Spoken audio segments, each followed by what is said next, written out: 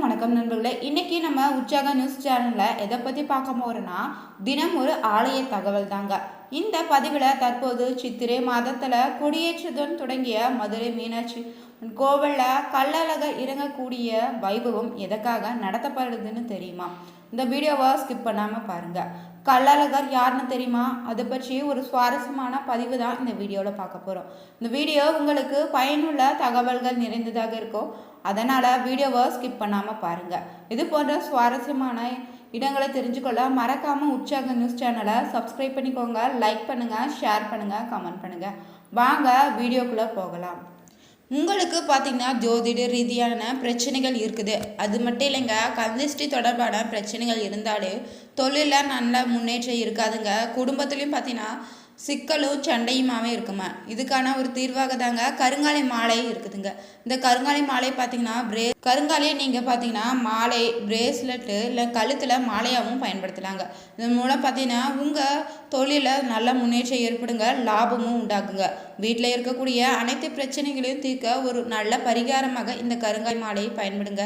கருங்காலி மாலையை நீங்கள் வாங்க விரும்பினா வீடியோவில் டிஸ்கிரிப்ஷனில் கொடுத்துருக்க நம்பருக்கு கால் பண்ணுங்கள். வாங்க வீடியோக்குள்ளே போகலாம். இந்த பதிவில் பார்த்தீங்கன்னா ஒரு காலகட்டத்தில் உலகில் பார்த்தீங்கன்னா இறப்புமே என்பது இல்லாமல் இருந்திருக்குது.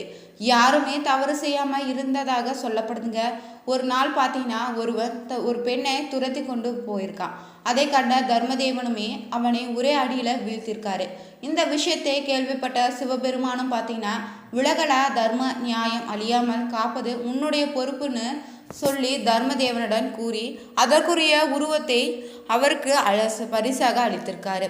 அதன்படி பார்த்தீங்கன்னா தர்மதேவனுக்கு பற்கள் வெளியே தெரியும்படியான உருவம் அளிக்கப்பட்டிருக்குங்க.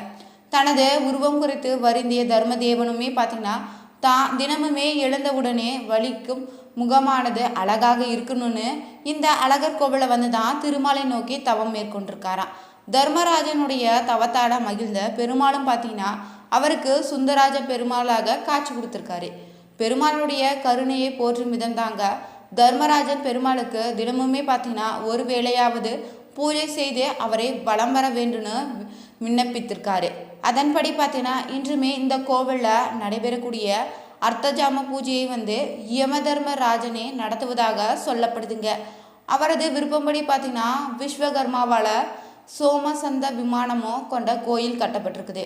வைகுண்டத்தில் பார்த்தீங்கன்னா திருமாலை காணாமல் திருமகள் வந்து அவரை தேடி அழகர் கோவிலுக்கு வந்திருக்காங்க.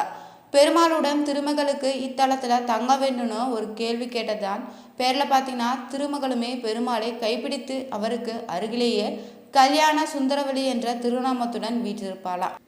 பெருமாளுடைய பிராட்டியின் திருமண கோலம் பார்த்தீங்கன்னா அனைவரது மனதையுமே கொள்ளை கொண்டதால அழகர் வந்து கள்ளழகர் என ஆயிருக்காரு.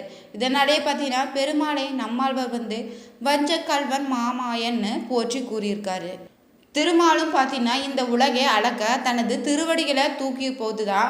அப்போது திருமாலின் தூக்கிய திருவடிக்கு பிரம்மதேவர் வந்து பூஜைகள் செய்ததாகவும் அப்போது பார்த்தீங்கன்னா திருமாலுடைய கால் சிலம்பு அசைந்து அதில் இருந்து பார்த்தீங்கன்னா நீர்த்துளி தெளித்து அழகர் மலை மீது விழுந்ததாக சொல்லப்படுதுங்க.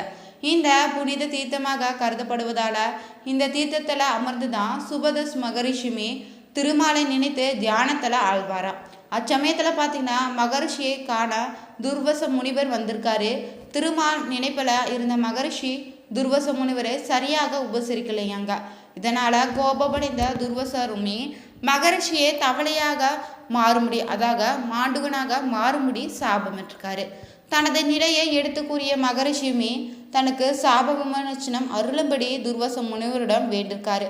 அதற்கு துர்வாசரும் பார்த்தீங்கன்னா வேதவதி என்ற வைகை ஆற்றில் தவம் செய்ய சொல்லியிருக்காரா. அழகர் கோவிலில் இருக்கக்கூடிய பெருமாள் வரும் சமயத்தில் பார்த்தீங்கன்னா உனக்கு சாப விமோசனம் கிடைக்குன்னு அருள் வழங்கியிருக்காரு. அழகர் கோவிலில் இருந்தே பெருமாள் கிளம்பி மதுரை தல்லாக்குளத்தில் இருக்கக்கூடிய ஆண்டாள் தொடுத்த மாலையை அணிந்து கொண்டு குதிரை வாகனத்தில் வைகை ஆற்றில் இறங்குவாரா. சித்திரை பௌர்ணமிக்கு மறுநாள் பார்த்தீங்கன்னா தேனூர் மண்டபத்தில் கருட வாகனத்தில் தான் மண்டுக மகரிஷிக்கு காட்சி தந்து சாப விமோசனம் அளிக்கிறாரு. அழகர் கோவிலில் பார்த்தீங்கன்னா இருந்து மதுரை வந்து மீண்டுமே கோயிலை திரும்பி செல்லும் வரை அழகர் பார்த்தீங்கன்னா 7 வாகனங்களில் காட்சியளிப்பார்.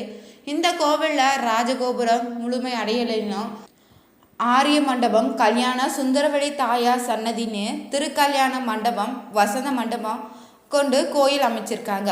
கோயிலை சுற்றி பார்த்தீங்கன்னா இரணியன் கோட்டையும் அழகாபுரி கோட்டையும் அமைந்திருக்குதுங்க. மீனாட்சி கல்யாணத்துக்கு பார்த்தீங்கன்னா மதுரை வரக்கூடிய கள்ளழகர் கொண்டையில் குத்திட்டி, கையில் வளைத்தாடின்னு, இடுப்பில் ஜமதாடுன்னு விதவிதமான ஆயுதங்களுடன் தான் புறப்பட்டு வருவார்.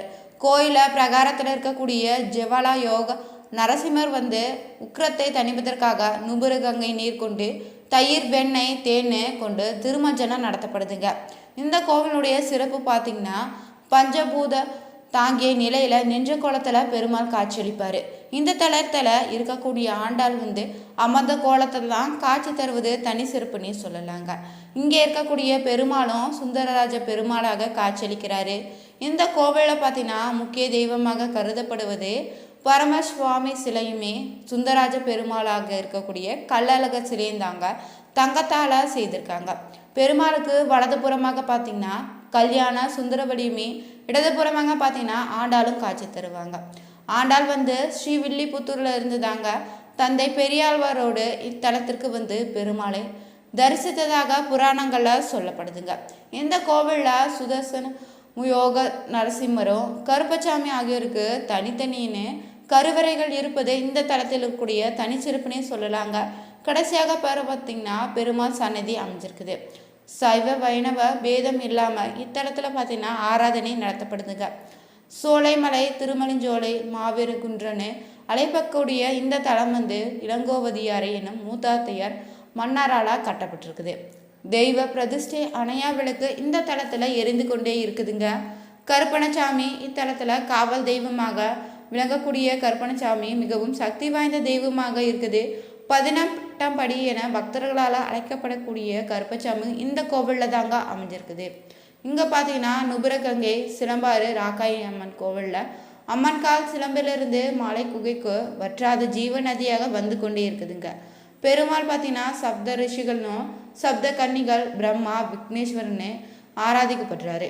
6 ஆழ்வார்களாலும் பாடப்பெற்ற முக்கிய திவ்ய தேசங்களில் இதுவும் முன்னாக அமைஞ்சிருக்குதுங்க. மக்கள் மனதை கொள்ளை கொண்டதால் அழகர் இங்கே கள்ளழகர் என்ற பெயரில் பெருமாளே அழைக்கப்படுறாரு. இந்த கோவிலில் பார்த்தீங்கன்னா சித்திரை திருவிழா தொடங்கியதுமே அழகர் முன்பு திருவுளச்சீட்டு எழுதி போடப்படுங்க. சிவப்பு, வெள்ளை இல்லைனா பச்சைன்னு எழுதப்பட்டு இருக்கக்கூடிய அந்த சீட்டுகளை ஒன்றை அழகர் வேண்டிக் கொண்டு எடுக்க வேண்டும்னா எடுக்கப்படும் சீட்டில் பார்த்தீங்கன்னா எந்த நிறம் குறிப்பிட்டுள்ளதோ அந்த நிறத்திலே தாங்க பட்டு துணியை உடுத்தி கொண்டு வைகையில் எழுந்தருள்வாளாம். மதுரை சித்திரை திருவிழான்னா பார்த்தீங்கன்னா அனைவருடைய நினைவுக்கு வருவது தாங்க கள்ளழகர் வைகை ஆற்றில் இறங்கக்கூடிய வைபவங்க. பெருமாள் பார்த்தீங்கன்னா கள்ளழகர் கோலத்தில் தான் காட்சி தருவதுமே கோவிலை விட்டு வெளியே பார்த்தீங்கன்னா பக்தர்கள் தேடி பலவிதமான உபசனங்களை ஏற்றுக்கொள்வதுமே இங்கே சிறப்பாக நடைபெறுங்க. மதுரையில் மட்டுமே நடப்பதால் இந்த விழா மிகவும் விமர்சையாக கொண்டாடப்படுதுங்க. வைகை ஆற்றில் இறங்கக்கூடிய கள்ளழகர் பார்த்தீங்கன்னா பிறகு மதுரை ராமராயர் மண்டபத்தில் தான் கள்ளழகருமே தசாவதார நிகழ்வு நடத்தப்படுதுங்க. இதில் பெருமாள் பார்த்தீங்கன்னா 10 அவதாரங்களை தரிசிக்க முடியும். அவரை சாந்தப்படுத்தும் உற்சவ விழாவும் முருகமான அவதார கோலங்களும் அணிவிக்கப்படுவதில்லைங்க. அதற்கு மாறாக பார்த்தீங்கன்னா முத்தாங்கி சேவைன்னு மோகினி அலங்காரம் உள்ளிட்ட அலங்காரங்களை தான் பெருமாள் காட்சியளிக்கிறாரு. மதுரை சித்திரை திருவிழா பார்த்தீங்கன்னா முக்கிய நிகழ்வாக சொல்லப்படுவது வைகை ஆற்றில் கள்ளழகர் எழுந்தரக்கூடிய நிகழ்ச்சி தாங்க. வைபவத்தை காண பார்த்தீங்கன்னா மதுரை மாவட்டத்தை சேர்ந்த பக்தர்கள் மட்டும் இல்லைங்க, தமிழகத்தில் இருந்துமே பல்வேறு இடங்கள்ல இருந்து வருவாங்களாம். எத்தனையோ பெருமாள் கோவில்கள் இருந்தாலுமே வேறு எங்குமே இப்படி ஒரு சிறப்பான நிகழ்வு நடத்துவது இல்லைங்க. பெருமாள் கோவிலில் உற்சவங்கள் கோவிலில் மட்டுமே நடத்தப்படும். ஆனால் மதுரையில் பார்த்தீங்கன்னா சித்திரை திருவிழா பெருமாள் கள்ளழகர் வேடமிட்டு தாங்க அழகர் மலையில் இருந்து மதுரைக்கு வைகை ஆற்றில் இறங்கக்கூடிய நிகழ்வு நடத்தப்படுங்க. மொத்தமாக பார்த்தீங்கன்னா 10 நாட்களுமே உற்சவமாக இங்கு நடத்தப்படுது. அழகர் மலையில் நடக்கக்கூடிய சித்திரை திருவிழா முதல் 3 நாட்களுமே ஆலய வளம் தான் பெருமாள் சேவை சாதிப்பாரா. அடுத்த 7 நாட்கள் பார்த்தீங்கன்னா பெருமாள் மதுரை சென்று அங்கே இருக்கக்கூடிய உற்சவங்களை நிறைவேற்ற பின்னர் தான் திரும்பி வருவார். வேற எந்த கோவில்களும் இத்தகைய சிறப்பான நிகழ்வு நடத்தப்படுவதில்லைங்க. மதுரையில் நடக்கக்கூடிய மீனாட்சி அம்மனுடைய திருமண வைபவத்தில் பார்த்தீங்கன்னா கலந்து கொள்ள வரக்கூடிய பெருமாளுமே அழகை பார்த்து மயங்கிய கள்ளழகர் அவருக்கு விருந்து உபசரிப்பாரா.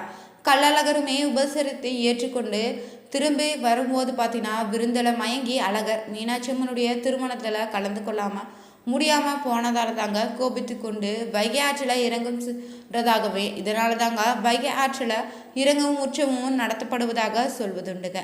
இந்த வீடியோ உங்களுக்கு பிடிச்சிருந்தா லைக் பண்ணுங்கள், ஷேர் பண்ணுங்கள், கமெண்ட் பண்ணுங்கள்.